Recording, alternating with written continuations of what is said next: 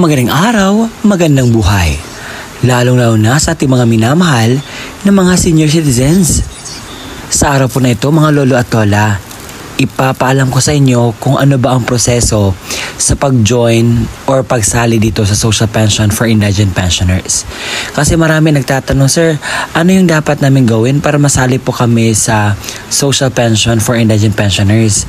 Ano ba ang mga requirements? Ano ba yung mga proseso?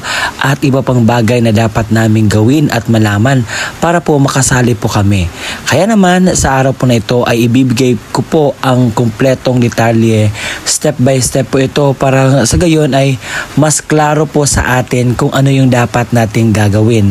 At para sa mga nagtatanong at para ma-clear na sa inyo kung ano yung mga detalye patungkol dito. Kasi napakaraming nami-mention, napakaraming mga nagtatanong.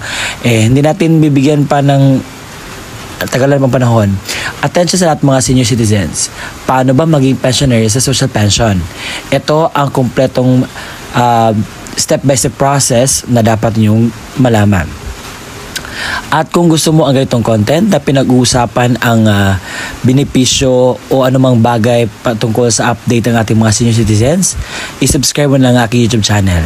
At kung gusto mo na maging updated ka sa mga videos na i-upload ko pa dito sa aking YouTube channel, ay i-bell notification mo na. At sa puntong ito, pakinggan mo ang dapat mo malaman sa proseso sa pagsali sa social pension for indigent pensioners. Ngayon, pag-uusapan natin ano nga ba ang mga kwalifikasyon ng senior citizen para sa social pension. Ano ba ang mga dapat mong malaman? Saan ba mag-process? Saan ba pupunta? At kung pasok ka ba sa mga kwalifikasyon na ating pag-uusapan dito sa content na ito. But bago natin pag-uusapan ang content na ito, hayaan niyo munang magpapakilala ko sa inyo. Ako po si Ruel Mendoza Tanyo. Kung ikaw ay bago pa lang sa aking YouTube channel, huwag kakalimutang i-like ang video kong ito. Mag-comment ka if nasagutan ko ang katanungan with regards to this matter. And also, kung meron ka pang katanungan na gusto mong masagutan, just comment down below. Dahil atin niyang hanapan ng paraan para masagutan. At saka you can just help me by just subscribing my YouTube channel. At para maging updated ka sa mga i-upload ko pa dito sa aking YouTube channel, so i-bell notification mo na. At kung ikaw ay ready na mapakinggan at malaman ang buong detalye sa content na ito, halina't ating simulan. Ano nga ba ang social pension? Ang ibig sabihin ng social pension ay ito ay benepisyo na makukuha ng mga senior citizen. Ilang taon ba pwede maka-avail or pwede masali ang isang senior citizen sa benepisyong ito? Kung ang isang tao ay may edad na 60 years old and above.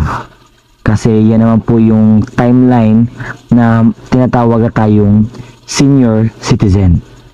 Pero, ito yung mga qualifications talaga na dapat nating ilagay sa ating isipan. Una-una, ito ay para sa mga sakitin at saka mayroong disability. Pangalawa, walang pension na natatanggap sa gobyerno o kung sa anumang mga private institution. Kung ikaw ngayon ay nakatanggap sa SSS, GSIS, so hindi ka po belong sa benepisyong ito. Dahil po nakalagay po doon na para lamang po sa mga walang tinatanggap na benepisyo buwan-buwan. Pangatlo ay walang permanent na income. Ibig sabihin walang trabaho, walang panghanap buhay. So ganun. Kung ngayon ikaw ay pasok sa lahat ng mga qualifications, so ang gagawin natin ngayon ay kinakailangan mag-apply tayo. Ngayon pag-uusapan natin saan ba tayo mag-a-apply ng social pension for indigent personnel. Tayo po ay mag-a-apply sa DSWD. Alam ko mayroon na kayong ideya kung ano po ang DSWD at kung saan po ang pinakamalapit na DSWD office sa inyo. Doon po tayo pupunta. So una-una po ang gagawin natin is mag-fill out tayo ng form na magpa-register tayo doon. So hahanap tayo ng makakatulong sa atin if kayo po ay hindi na po kayo makakita at filled out ng form. You can reach someone na tutulong sa prosesong ito. Pwede po kayo magpatulong sa iyong mga anak o sa kung sino pa yung pwede mong lapitan. At pagkatapos na mag-filled out ng form na ito, so ang gagawin is mag-validate po iyon kung ang ginawa mo ay tama, kung ikaw po ba yung tao na yon na nag-file ng social pension. Pangalawa is kinakailangan pong magdaan kayo sa interview. So sa interview, basic questions kung ano yung nilagay mo doon sa form, kung totoo ba yun o hindi. So yun naman po ang mga malagay na details po sa inyo. So pangatlo, ito po ang gusto ko pong i-clear sa inyo. Baka kasi ngayon nalagay sa isip nyo na ako ay isang senior citizen na at automatic na ako makapunta at mabigyan ng mga ayuda or mga benepisyong ganito. So you need to do the process po, magpa-register po muna para malagay po yung pangalan po natin. At take note na ang social pension po ay meron lamang pong slot or meron pong mga indicated mga ilang slot na po para dyan dahil punong-puno na po ang social pension na benefits. Napakarami na pong nakapag-apply at mga kwalipikado, mga beneficiaries sa social pension. Kaya, ang gagawin natin, kinakailangan tayong mag-antay ng ilang months, years before tayo makapasok sa social pension. Kaya, maraming mga nasa waiting list. So, kung mabakante yung isang slot, so, meron isa naman ang ipasok. So, hindi ibig sabihin po na pasok na kayo sa qualifications ay makakapasok po kayo kaagad. Hindi po ganun. Kinakailangan pa po na mag-antay tayo na mayroong slot na ma-open para naman tayo na maka-avail sa benepisyong ito. Alam kong napakarami pa ang hindi miyembro sa social pension and I hope na mabakante yung iba para naman mas makatanggap kayo ng benepisyo. Ngayon naman pag-uusapan natin magkano ba ang matatanggap sa mga beneficiaries ng social pension. Magkano nga ba ang tinatanggap ng mga social pensioner? So, enacted in July 2022, ang dating 500 pesos po dinoble at naging 1,000 pesos na po ito ngayon. At saka laking tulong na po yan sa mga senior citizen kasi po ang mga senior citizen meron na po na yung mga maintenance at they really need this help na galing po sa kung saan man galing. Baka kayo ay magtatanong kung kailan nga ba ang payout nito. Nung dati every quarter, ngayon po ginawang every 6 months na po before mag-payout. At yun nga, yung bago palang payout is nakatanggap yung mga senior citizen na mga beneficiaries ng 6,000 pesos. So it might be ang kasunod po niyan is mga November po ang kasunod na payout ng mga social pension na beneficiaries. So sa ngayon is every 6 months po ang payout. Pero yung iba gusto nila na maging quarterly na lamang ang pag-payout nila para siguro medyo matagal-tagal ang 6 months to. Pero okay siguro na maging ano na lang, every quarter na lang talaga. So according sa isang dito, si Gatchalian na parang ibalik talaga sa quarterly. Akala nyo nakalimutan ko yung requirements sa pag-apply? Hindi po. So, ang una nyong gagawin is pumunta po kayo dapat pala sa OSCA or kung saan po ang pinakamalapit na OSCA office sa inyo para sa pagpa-register doon kung ikaw po ay isang senior citizen na. So, ang dadalhin niyo po doon is senior citizen ID or kahit anong mga valid ID na naka-indicate po doon ang araw ng iyong kapanganakan. Pangalawa po is birth certificate. Napaka-importante po.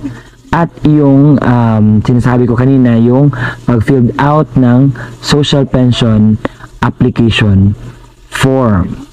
At kapag may bakante po o may slot po na may bigay sa inyo, yun po, napakalaking tulong na po yun sa atin.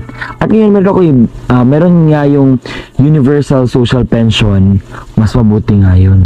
Ito ang isa sa mga pinakahintay ko na benepisyo na mabibigay sa ating mga senior citizen, dahil ang universal social pension, ang mangyayari po kasi kahit anong estado mo sa buhay, mayaman ka man, mahirap, kung ano mang indigents mo, kung ano mang trabaho mo, lahat po, as long as kapag ikaw ay isang senior citizen, pasok ka po dito sa universal social pension. Pero as of this moment, hindi pa natin malalaman kung kailan po ito maisakatuparan, or what I mean, kailan ito ma-implement. Very helpful talaga, I swear.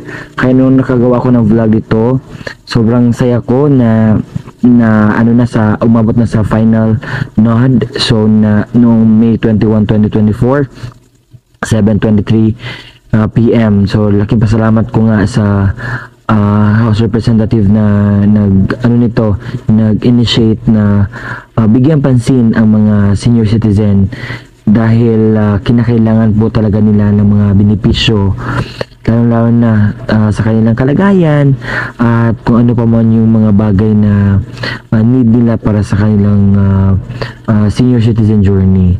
So I hope na ma-implement na itong universal social pension, nang sa gayon makakatulong naman sa mga pensioners, no? Baka tatanungin nyo ako kung saan ba yun nanggaling yung 500 naging 1,000. So according po yun sa Republic Act 11916, also known as an act increasing the social pension of senior citizen, which lapsed into law in July 2022.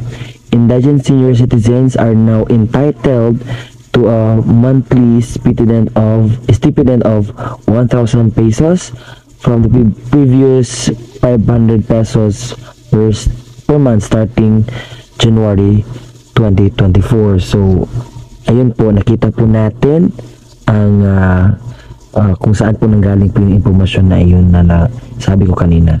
May nakita po akong isang news sa Facebook, at ito po ay sa RMN. So, nasabi dito na higit kumulang 13,000 na senior citizen ang nabigyan sa Western Visayas na binag-ungunahan ng DSWD ang social pension program. So sa Visayas po, yan po, maraming nakatanggap. Isa po yun sa mga pruweba na ang social pension po ay really helping and giving the best for our senior citizens na mga beneficiaries.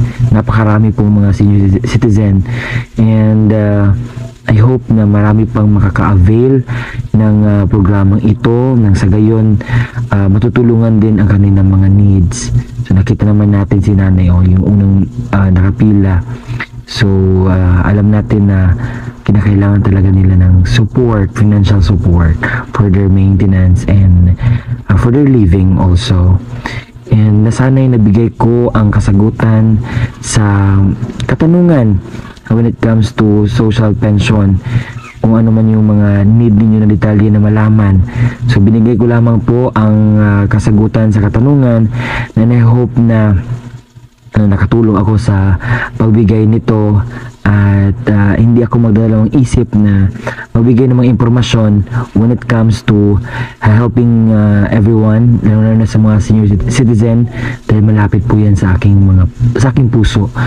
At that's why hindi ako magsawa na magbigay talaga ng kasagutan sa mga senior citizen. And this is me again, Ruel Milisotanyo.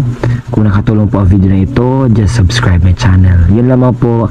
Maraming salamat.